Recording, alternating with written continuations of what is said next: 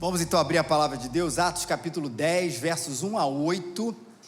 A gente está aqui continuando, como nós estamos falando aqui já há algum tempo, essa série de exposições, de pregações nesse livro de Atos dos Apóstolos, livro que vem logo depois dos 4 evangelhos, né, que narram a vida de Jesus. E esse aqui vai narrar essa continuidade da obra de Deus através da sua igreja, é o livro dos Atos dos Apóstolos. E a gente vai ler hoje os versículos, o capítulo 10, versículos 1 a 8. Essa é uma história que tem um outro desdobramento, você vai ver a história de Cornélio.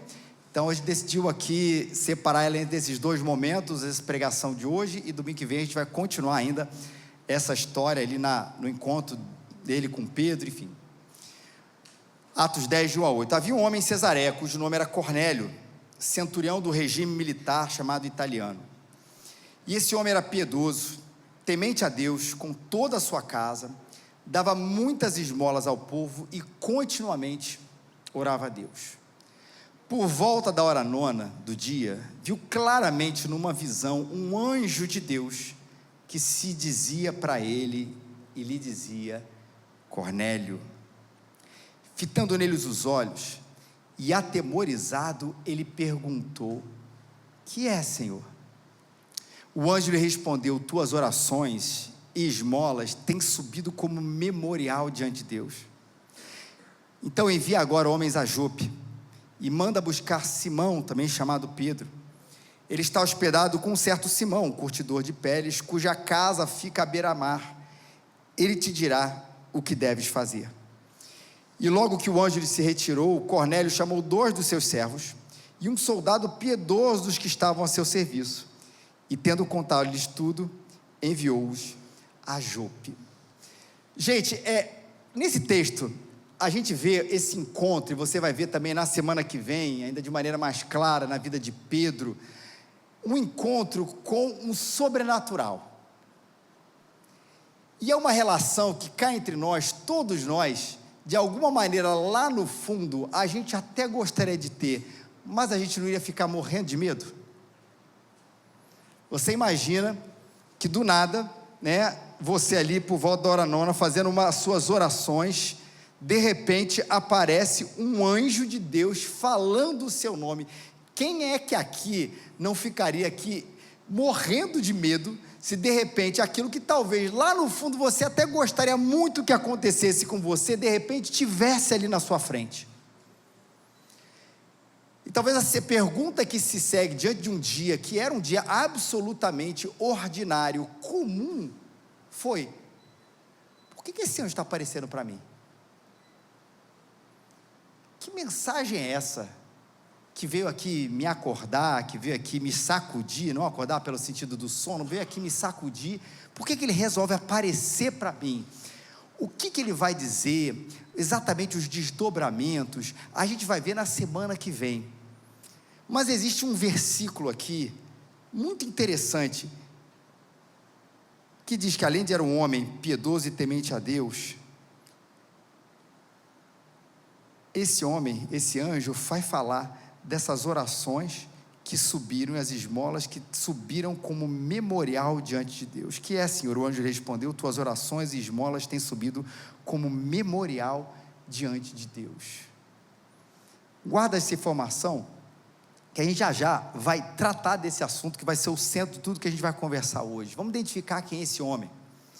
Cornélio era uma pessoa importante, era um centurião, né? E você provavelmente já ouviu isso, ou de alguma vez que você já ouviu uma pregação, ou você já ouviu tratar de alguma questão a respeito do exército romano, né? Era um homem responsável ali numa unidade militar, por cerca de 100 pessoas abaixo dele. A Bíblia descreve ele como um homem devoto, que temia a Deus, dava generosamente ao povo e orava continuamente a Deus. E ele fazia parte daquele grupo, e não é à toa que o livro de Atos vai registrar muito isso, daquele grupo que, como preguei aqui recentemente também, daquele oficial da rainha de Candace, chamado dos prosélitos. Quem eram esses homens chamados dos prosélitos? Era gente que não era judeu, mas que ao mesmo tempo reconhecia que o Deus de Israel, o Deus do Senhor, o Deus da nossa vida, é o Deus acima de todas as coisas. Só que ele não vinha dessa linhagem judaica, Então era chamado do prosélito, e tinha algumas diferenciações. Vocês vão lembrar desse último sermão que eu fiz aqui, do prosélito da justiça, que era um homem convertido completamente ao judaísmo, circuncidado e totalmente integrado à comunidade de Israel. Então era alguém nascido em outra nação, vamos chamar assim, ou de um outro povo, de uma outra etnia, mas que havia absorvido todos os costumes judaicos e se rendido ao Deus de Israel. Mas havia também, como era o caso do eunuco, o prosélito do portão, que era alguém que realmente aceitava todos os preceitos do povo de Israel, mas não abraçou toda a lei mosaica, inclusive na questão da circuncisão. A gente não sabe exatamente onde Cornélio se coloca aqui, mas o fato é de que ele não é alguém alheio a Deus, estranho a Deus, apesar de não ter nascido nesse ambiente judaico, ali com o povo de Deus. Era um homem que amava com Deus, ele amava Deus de verdade, um gentio, que falava com Deus, que esperava o Messias, que obedecia a palavra. E você vai ver, esse não é o nosso assunto principal aqui hoje, a gente vai falar isso mais na semana que vem, mas você vai ver esse movimento aqui no livro de Atos, da palavra de Deus, ela se expandindo e chegando a esse coração dos gentios, de maneira plena e completa. Isso tudo tem a ver com a gente, porque nós somos gentios. Chegou ali, e vai chegando, vai se expandindo, e vai chegando até nós. Mas eu queria falar hoje, e que me chamou a atenção, essa descrição da pessoa de Cornélio: piedoso, temente a Deus, em toda a sua casa, dava muitas esmolas ao povo, e continuamente orava a Deus. Primeiro, como o Michel falou na semana passada, o título de centurião é um título muito grande, alguém importantíssimo, mas ele não é conhecido por isso. A descrição que a Bíblia faz a respeito daquele homem não tem a ver, primeiramente, ela não gasta um tempo exagerado para falar dos seus cargos, dos seus títulos, da sua importância, mas acima de tudo ele é conhecido por ser esse homem, conhecido pelo autor da vida, temente a Deus, que dava esmola e orava. E eu quero falar sobre esmola. Esmola aqui, obviamente, não no sentido literal, mas como uma expressão, apesar de ser um sentido literal naquele momento, mas uma expressão das nossas boas obras. E dizer uma coisa que às vezes pode parecer estranha para um pastor presbiteriano, reformado, protestante, dizer: fazer boas obras, gente, é fundamental na sua salvação. Se eu fosse um pastor de outra tradição, eu falaria assim: vira para o seu irmão que está do seu lado e diz: fazer boas obras é fundamental, mas não faça isso, porque tem a cláusula pétrea proibitiva aqui nessa igreja, da gente fazer esse negócio. Mas eu vou repetir, e é isso mesmo que você ouviu: fazer boas obras é fundamental na sua salvação. Por que essas boas obras são necessárias, gente? Em primeiro lugar, e esse é o ponto principal que a gente quer deixar bem claro depois de dar essa palavra: nunca para te salvar. Respirou mais aliviado? Nunca para te salvar.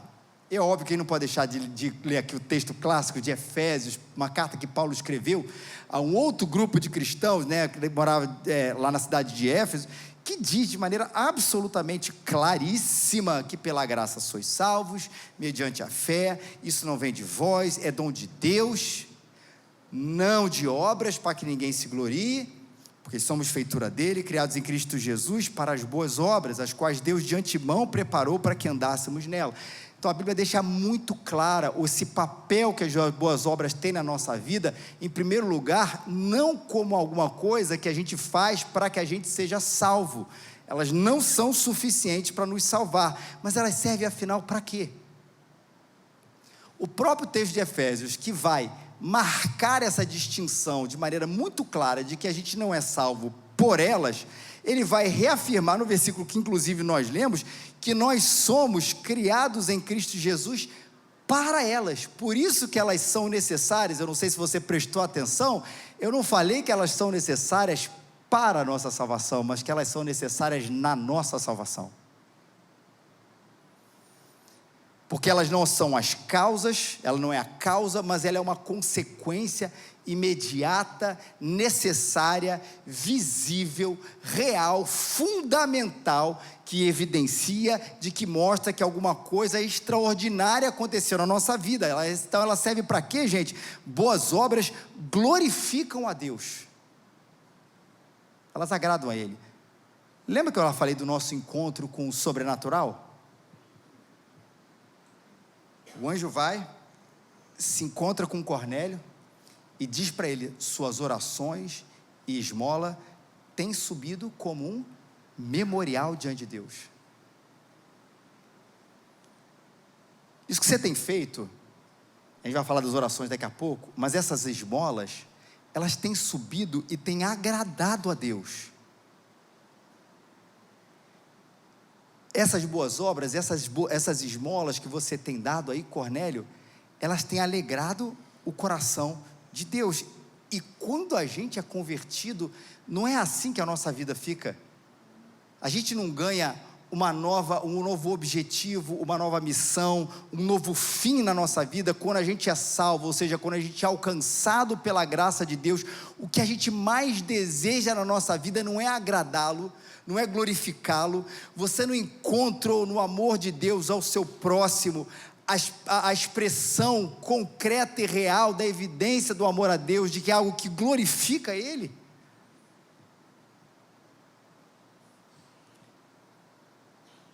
Então, as boas obras são necessárias como evidência de que alguma coisa especial, transformador da parte de Deus aconteceu dentro de nós. Mas por que a gente vê muitos cristãos sem essa preocupação? Olha, eu amo ao Senhor, o objetivo da minha vida é glorificar a Ele, eu existo para isso, para agradar a Deus, mas parece que as boas obras, elas se tornaram alguma coisa que a gente vai repelir.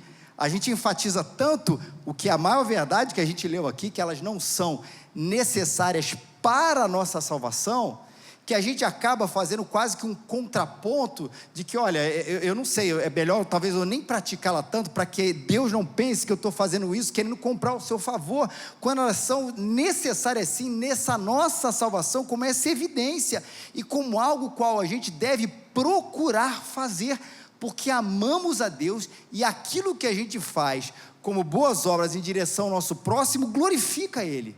Por que a gente não se preocupa tanto? Acho que não é apenas uma questão teológica da gente sair dessa questão de que fé e obras nos salvam, não. Mas é porque a gente tem uma noção muito existencial e autocentrada da nossa fé. Talvez esse seja o nosso motivo mais contemporâneo. Se a gente olhasse o nosso motivo mais teológico, a gente fala assim: rapaz, eu sou salvo pela graça, é pela graça, não é pelas obras, é pela graça, é pela graça, é pela graça. Talvez seja isso que a gente aparentemente diz, e talvez até entenda isso como uma desculpa pela qual a gente não pratica tanto, mas a verdade é que a gente, olhando para a nossa contemporaneidade, não é essa tanta questão. Porque a fé para a gente encara dessa maneira, botando aqui entre aspas, é uma coisa que mexe comigo. Só isso. Essa noção existencial e autocentrada. E é verdade que ela mexe. Quem aqui não teve a sua própria existência pessoal, subjetiva, transformada pela fé, mas a fé também muda a minha atitude para a vida. Ou seja, não é alguma coisa que é de mim para mim mesmo, que é essa coisa muito autocentrada que a gente tem no nosso meio evangélico, mas ela também é alguma coisa que faz a minha atitude para a vida ser diferente. Quando nós somos convertidos, a gente não ganha apenas uma nova identidade da minha relação eu com Deus, mas a gente ganha uma nova identidade da minha relação com a realidade. Por isso que eu posso dizer, com todas as letras, que a gente ganhou, além de um presente, a gente ganhou uma missão. Todos nós. Ela não mexe apenas com esse meu eu interior, que não se externaliza. A fé, a nossa fé em Cristo, não pertence apenas à nossa esfera particular, embora ela tenha, e não é o grande assunto da gente hoje, a sua dimensão particular, porque ela me faz ser outra pessoa na realidade, na vida, e não apenas no meu quarto.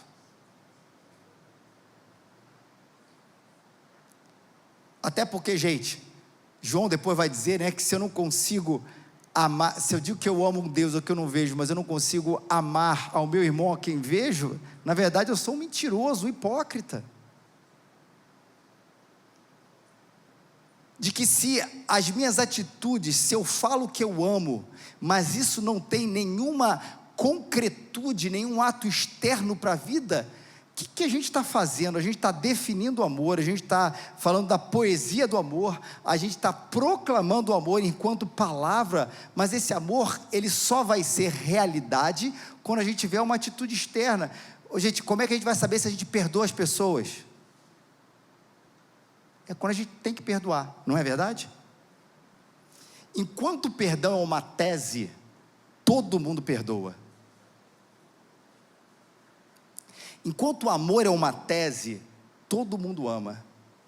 Enquanto a paciência é uma tese, todo mundo é paciente, todo mundo é longânimo, todo mundo é um monte de coisa, mas quando a realidade se dá conta para a nossa vida, e a gente tem que amar, a gente tem que ser longânimo, a gente tem que retribuir o mal com o bem, a gente tem que perdoar, a gente tem que ser paciente, e aí é que a gente vê, nessa realidade da vida, se a gente tem uma tese sobre a fé, ou se realmente nós fomos envolvidos por ela, capazes de realizar todas essas coisas, ainda que de maneira imperfeita.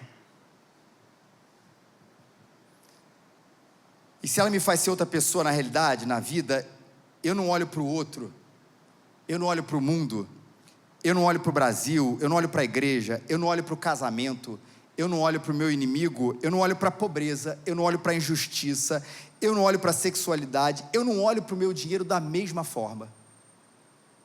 Repito, não em tese, não como um conceito, mas como uma prática na minha vida, que como a palavra de Deus diz, de Gênesis ao Apocalipse, glorifica e honra a Deus. Não, a fé não é alguma coisa apenas que mexe com o meu interior, ela mexe com a minha ação na realidade, porque todo mundo aqui, quando foi convertido, ganhou a missão, que não tem a ver apenas comigo, mas tem a ver com o meu lugar nesse mundo. Outra coisa que a gente diz muito, que para muita gente é suficiente, e não deveria ser suficiente, a fé para os meus problemas. Que é outra coisa que dificilmente alguém vai dizer que é assim que a vida funciona. Olha, realmente eu me converti, e eu só amo a Deus, eu só busco a Deus para os meus problemas. Ninguém vai ter, gente, de verdade, até a honestidade de levantar a mão e dizer assim, é assim que eu vivo minha espiritualidade. Mas olhando para a prática, muitas vezes, essa é a relação que a gente tem com Deus. A fé é exclusivamente para os meus problemas, do meu trato com meus dramas, dos meus tratos com a minha existência, do meu trato com as minhas questões interiores. Não, a fé também para abençoar o meu próximo. Ela existe para isso. Ela não é apenas um presente que me faz crescer. Ela não é apenas um presente que me faz ter um relacionamento com Deus pessoal, íntimo e exclusivamente vertical. Não, ela me orienta e ela me refaz para as outras pessoas. Por isso que as esmolas sobem para Deus como uma coisa aceitável para Ele. Que ela mostra que você entendeu. Que ela mostra que a gente entendeu que na verdade você foi mudado por uma fé que não apenas decora verdades, mas que vive essas verdades. E tudo isso nasce, gente, de um novo coração. E essa questão do novo coração é fundamental, porque você imagina esse diálogo, alguém chega para Cornélio e fala o seguinte: rapaz, suas obras, Cornélio, elas glorificam a Deus, subiram aqui como memorial para Deus. Ele, que legal, eu vou ficar de bem com ele, é isso? Sim, imagina que alguém dissesse isso para ele: você vai fazer uma esmola semanal e está tudo certo. Aí ótimo. O que Cornélio ia fazer? 6:30 da tarde, Cornélio ia passar aqui pela rua Marquês de Abrantes, ia comprar um salgado com guaravita para um morador de rua, semanalmente, diariamente, ia entregar, ia falar o quê? Senhor, está resolvido, fiz a minha parte, valeu. E você sabe por que isso não está? Claro, primeiro ponto que a gente já falou lá atrás, a gente não resolve a nossa relação com Deus fazendo nada, até porque não há nada que a gente possa fazer por nós mesmos para resolver a nossa relação com Deus. A história que a Bíblia conta é de um mundo criado, perfeito, de maneira perfeita. O ser humano caiu, né? A gente vai falar isso lá em Gênesis capítulo 3, a queda é isso que explica todo esse caos que a gente vive enquanto humanidade, e que esse ser humano criado não pode fazer absolutamente nada para reatar o seu relacionamento com Deus. Por isso Deus mandou Jesus no nosso lugar, para morrer por nós. Essas são as boas notícias do Evangelho. Esse Jesus que nos amou e veio perdoar os nossos pecados, e pelo perdão dos nossos pecados, a gente vai ter a nossa reconciliação, a nossa reconexão com Deus. Ou seja, não é pelas boas obras, é pela obra de Jesus na cruz do Calvário. Esse é um ponto o fundamental. Mas também, porque Deus não quer uma obra cristã sem uma intenção cristã. Ou seja, Deus não quer uma ação que o glorifique sem uma intenção que o glorifique. Por isso que não serve eu todo dia falar assim: rapaz, Deus quer que eu compre um salgado com guaravita, eu vou resolver esse negócio, meio bolado com a vida, porque eu preferia não fazer, mas eu vou distribuir ali, porque eu vou ficar com um relacionamento tranquilo diante de Deus. Não. Porque a intenção cristã, a motivação cristã, a motivação que Deus colocou no nosso coração, não é para alívio da nossa consciência e nem para ser livre de punição. Porque aí nesse ponto lembra, nenhuma coisa que você fizer, você pode dar todos os seus bens aos pobres, você não vai ser por isso livre de qualquer punição que Deus tenha. Não, a gente faz, e a motivação ela é fundamental, porque a gente foi livre sim de um coração egoísta, que se vê como o centro do mundo. Por isso que a ação cristã, que glorifica a Deus, é também acompanhada de uma intenção cristã que o glorifique. Ou seja, eu não estou lá distribuindo, vou falar aqui da esmola, que eu falei, para ficar de bem com Deus, e também por qualquer outro, por alívio da minha consciência. Rapaz, eu tenho muito, aquela pessoa tem pouco, eu quero me sentir bem comigo mesmo, eu vou dar um negócio para ele, queria não dar, mas esse tem essa culpa aqui que fica torrando a minha paciência, eu vou lá dar para ele. Não, as coisas acontecem para que glorifique ao Senhor, porque nós fomos livres de uma história que todos nós temos antes de converter, que é centrada na gente, onde nós somos o personagem principal, nós somos o você S.A., o centro do universo, até que Deus chega, transforma o nosso coração, e fala que Ele é o centro, e de que aquela ideia de que eu sou o centro de todas as coisas, na verdade é uma atitude extremamente escravizante. Jesus nos libertou para que a gente não fosse mais escravos do pecado, e ser escravo dos pecados é sermos escravos de nós mesmos, onde só a gente importa. É só comigo, é só para mim. Essa não é a grande narrativa da vida que a gente vive. Tudo importa só para mim. Ou no máximo, se tudo estiver bem comigo, está tudo ótimo. O cristão é uma pessoa preocupada com esse mundo, pela compaixão que Deus colocou no nosso coração, fruto da compaixão que Ele teve com a gente. O Senhor teve uma compaixão conosco, transformou o nosso coração para que a gente tivesse a preocupação, compaixão com o próximo. Por isso o cristão é uma pessoa preocupada com o mundo, não como um lugar para ser evitado. O mundo não é um lugar para ser evitado, zero contato. Calma, a estrutura pecaminosa é óbvio que não é para entrar no nosso coração, mas é nesse sentido da missão, mas como lugar para ser restaurado, não por nós, mas pelo Cordeiro de Deus. E nesse tempo em que nós estamos esperando, aguardando, a gente cantou Ele virá aqui, e a segunda música, até que Ele venha, vai também falar desse momento da restauração de Deus sobre todas as coisas. Enquanto a gente estiver aqui, nós estamos sinalizando o reino de Deus pelas nossas boas obras, apontando para um mundo transformado que virá, e nós o aguardamos ansiosamente, sinalizando o reino de Deus pelas nossas boas obras, apontando para um mundo transformado que virá. O que essa frase significa? Às vezes eu falo aqui, a gente precisa sinalizar o reino. O que isso significa? O mundo, gente, não será perfeito um dia, porque a igreja foi extremamente operosa e trabalhadora.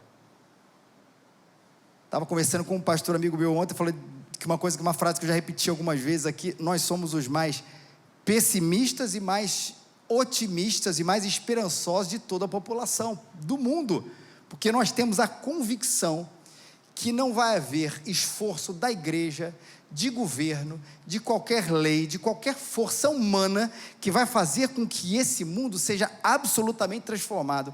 Essa é ou não é uma mensagem extremamente pessimista? Porque lá no fundo todo mundo sonha.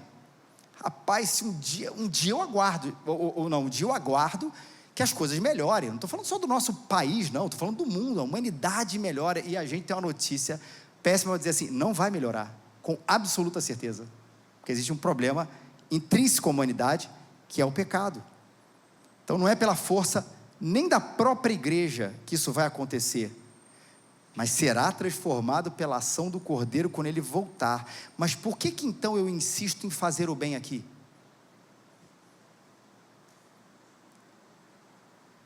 O famoso enxuga-gelo, né? Você está fazendo, e eu vou dizer uma coisa: que as coisas não serão transformadas pela ação da igreja, óbvio, por alguns motivos. Primeiro, porque o meu próximo precisa. E aí eu não posso deixar de falar aqui a frase clássica de Lutero: Deus não precisa das suas boas obras, mas o seu vizinho precisa. O próximo precisa. No mundo caído, cheio de dor, fome, solidão, injustiça, traição, indiferença, é na arena da vida que a gente mostra o que é o amor. Como eu falei aqui, a igreja não é chamada, e não é ruim fazer isso, gente, tá? Mas para que a gente faça poemas demonstrando o que é o amor. Se isso acontecer, se você é um poeta, alguém da literatura, por favor, claro que faça, mas a nossa ação na vida é na realidade de um mundo caído e de pessoas necessitadas do pão e do pão da vida. O meu próximo precisa, ainda que esse mundo não seja transformado. Tem tanta gente chorando, tanta gente cheia de dor, tanta gente cheia de fome e necessitada. A maior carência do ser humano é pela palavra de Deus. Eu preciso ir na direção dele. Meu vizinho precisa. Segundo ponto aqui: por que a gente precisa sinalizar esse reino, mesmo sabendo que esse lugar não será completamente transformado? E aqui eu vou pegar a frase do pastor Igor Miguel, que essa semana tratou de uma questão, essa questão da fé pública e fé privada. Quem viu está sabendo. Porque o Senhor me afeta por inteiro. Isso é uma coisa maravilhosa. Qual é a consequência se Ele me afetou? Se a transformação, e essa é a transformação que Deus faz na minha vida, ela não muda uma parte, um segmento da minha vida, ela muda o meu coração por completo, eu não sou a mesma pessoa. E se o amor ao Deus e ao próximo são a consequência disso, por que o próximo não faz diferença para mim se eu sou afetado por inteiro? Porque pode ser que no nosso imaginário a religião faça isso, Jesus faça isso com a gente. Como eu falei, Jesus veio aqui para resolver os meus problemas, as minhas questões, as minhas dúvidas existenciais, e só isso. Não, o que o Senhor fez é afetar a gente por inteiro. Eu não sou apenas mudado interiormente, mas eu sou mudado interiormente para que eu possa amar mais o meu próximo. Como consequência, repito, natural ou sobrenatural de um Deus que me afeta não pela metade, não por uma parte, mas com um todo. Como é que eu não vou ficar preocupado com esse mundo, ainda que eu não tenha a resposta para esse mundo caído enquanto esforço pessoal? Que eu quero dizer isso, né, gente? A gente vai ter aqui um plano mirabolante para transformar o mundo. Não teremos. É Jesus que vai fazê-lo na sua volta. Porque meu próximo precisa, porque o Senhor me afetou primeiro, e porque minhas boas obras mostram alguma coisa sobre o caráter de Deus. E mostrar algo sobre o caráter de Deus, repito, a gente está muito focado exclusivamente E não é que isso seja errado na pregação sobre o caráter de Deus. E é verdade que o Senhor chamou a gente para ir por todo mundo, pregar o evangelho a toda criatura, anunciar todo o conselho de Deus, mas Ele chamou também para que a igreja viva essa realidade como testemunho para esse mundo, ou seja, é para a igreja, para esse mundo, para a nossa cultura, olhar para a gente e perguntar: o que vocês pensam sobre a justiça? E a partir disso, a gente apontar para Deus aquele que é justiça, não apenas pelo nosso discurso, pela nossa pregação, mas também pelas nossas boas obras que o glorificam. E quando o mundo se perguntar o que é justiça, a gente vai definir, mas também a gente vai mostrar como a gente vive a justiça, não apenas dentro da igreja, mas fora dela. Isso é a sinalização do reino. O que é justiça? Tem uma declaração da igreja, que vem da palavra de Deus, mas tem uma vivência da igreja, que mostra que essa realidade não é apenas transcendental, mas ela é presente, ela é imanente, a gente encarna isso. O que é viver uma vida para além do dinheiro? Talvez a questão da justiça esteja ali presente para aqueles que se interessam talvez mais um pouquinho sobre questões políticas, mas o que é viver uma vida para além do dinheiro? É uma pergunta que a sociedade se faz. Às vezes não diz isso, como eu sempre falo aqui, de maneira clara, evidente. Alguém vai te perguntar: oi, tudo bem, você é cristão? Como é que você vive para além do dinheiro? Ninguém faz essa pergunta, gente. Mas é a pergunta que nasce do coração. Como é que é esse negócio de ficar assim 100% desapegado? Não que o dinheiro não importe, ele importa, mas assim, você não vive para isso. Como é que é isso? Deixa eu mostrar para você um povo que não é subornado. Não deveria, né, gente? Que não abre mão dos seus princípios, mesmo quando tem muito dinheiro envolvido, porque dinheiro não é que é ruim, mas ele não pode comprar aquilo que Deus colocou no meu coração. É assim que a igreja, é isso que a igreja proclama, mas Ele olha para a gente, e a gente está sinalizando, é assim que a gente vive. Aqueles crentes são incorruptíveis. O que é o amor? Essa para mim é a pergunta mais crucial da existência humana, especialmente nos dias onde ele está sendo redefinido e redefinido, a redefinição redefinida. Deixa eu mostrar para vocês um povo que se importa com o órfão, com a viúva e com o estrangeiro. Os 3 elementos lá na primeira parte da Bíblia, com o Antigo Testamento, que falava do pessoal que praticamente não tinha direito e nenhum e estava jogado: o órfão, a viúva e o estrangeiro, que gasta o seu tempo, o seu dinheiro, que ganhou honestamente, ajudando gente sem recurso. A troco de quê? Esse cara está ganhando a salvação, é por isso? Ele quer ficar bem com Deus? Não, ele quer glorificar a Deus, ele quer mostrar para o mundo o que é o amor. Gente que dá aula grátis, gente que doa suas coisas, gente que constrói instituições que ajudam pela educação, dando chance profissional, dando cesta básica, seja lá o que for. Mas o amor não é uma teoria, uma tese, um conceito isolado da realidade. A gente encarna o amor através dessas boas obras que glorificam a Deus e sinalizam para esse mundo. É isso que nós entendemos que é amor. E aí a pergunta: por que os cristãos são assim? Não é porque o pastor mandou, é porque Deus é assim. E a gente sinaliza quem é Deus, repito, não somente com a nossa pregação, mas com ela também, mas com a nossa vida, mostrando para esse mundo com gestos e palavras que existe um Deus vivo, que me transformou, que mudou a gente por inteiro.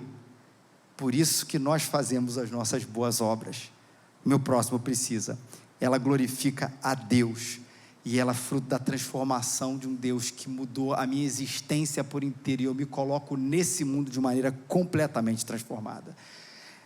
Essa é a parte das esmolas. A parte da oração vou ter que ser bem breve, porque existe uma transcendência aqui. Tem um anjo aparecendo, gente, e tem um homem que é conhecido não apenas pelas suas esmolas, suas boas obras, mas pela sua oração. Porque tem gente que foca tanto nesse primeiro lado que eu falei, que parece que essa relação repito, mais transcendente, mais sobrenatural, mais da relação, coração com Deus. Começa assim, isso é coisa de crente doido. Cornélio não debocha disso. Ele vê no sobrenatural uma expressão normal, apesar do seu temor, de quem crê num Deus que existe, que não me chamou, não é uma relação de princípios aqui horizontais com a realidade, mas um Deus que existe, que pode mandar o anjo, e por isso que eu falo com ele. E por isso que a gente diz que a nossa fé, o cristianismo, a nossa relação com Deus não é um conjunto de leis. Não porque, gente, essas leis não existam, porque elas existem lá. Tem um negócio lá em Êxodo 20, não sei se você ouviu falar, chamado 10 mandamentos. A gente vai, não são 10 sugestões, são coisas para a gente obedecer. Tem lei, mas ela é fruto do coração transformado com Deus, que tem um relacionamento íntimo, pessoal, conectado, transcendente com Deus real e verdadeiro. Lembra que esses 10 mandamentos não aconteceram porque Moisés saiu e falou assim: rapaz, a gente saiu lá do Egito, né? A maré subiu, depois desceu, uma coisa doida aí que aconteceu. Aí rapaz, como é que a gente vai viver aqui agora? Aí ele chega para Arão, chega para outros caras, vamos inventar aqui 10 coisas para as pessoas fazerem? Primeiro, matar. Aí Arão falou assim: eu acho que tem que. Moisés falou que não. Aí bateram lá no paro ímpar, deu Moisés, aí foi: não matarás. O Deus Todo-Poderoso aparece a um homem chamado Moisés, num monte chamado Sinai, e dá a ele os 10 mandamentos.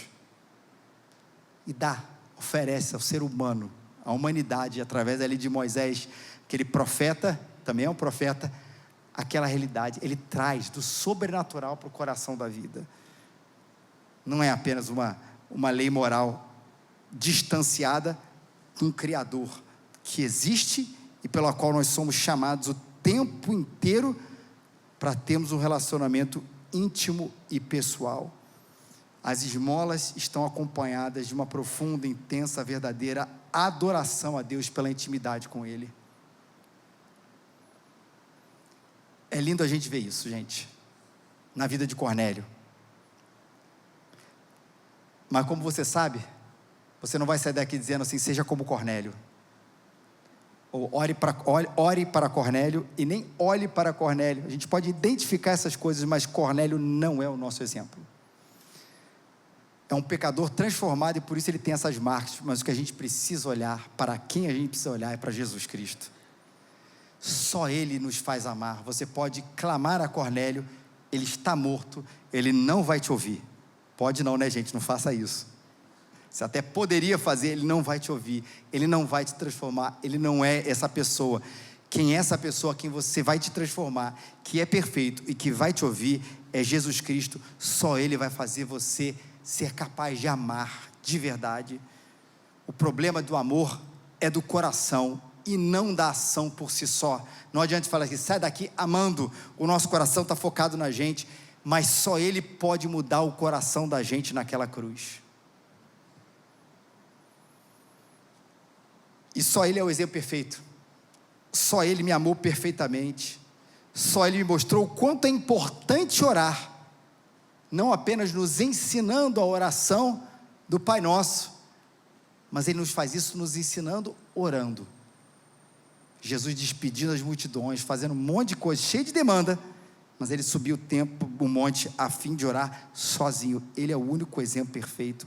Só Cristo fez alguma coisa por mim, e só Ele me ensinou a viver diferente, não para que eu seja mais parecido com Cornélio, não para que eu seja mais parecido com Tim Keller, não para que eu seja mais parecido com John Piper, ou com quem que seja o seu herói, mas que a gente seja parecido com Ele mesmo. Jesus é o único capaz de transformar a gente, de mudar a gente, porque Ele vai no âmago do nosso problema, que não é a nossa ação, é o nosso coração. Mas o nosso coração, realmente transformado, Ele dá esmola e Ele fala com Deus. Que Deus nos livre dessa fé extremamente egoísta, ou de um relacionamento puramente pela moral, e que Deus nos tenha um relacionamento intenso e verdadeiro, onde esse amor transborde e a gente e o outro possa ver, através das nossas boas obras, que existe um Deus que se importa com a humanidade. Deus te abençoe. Vamos orar?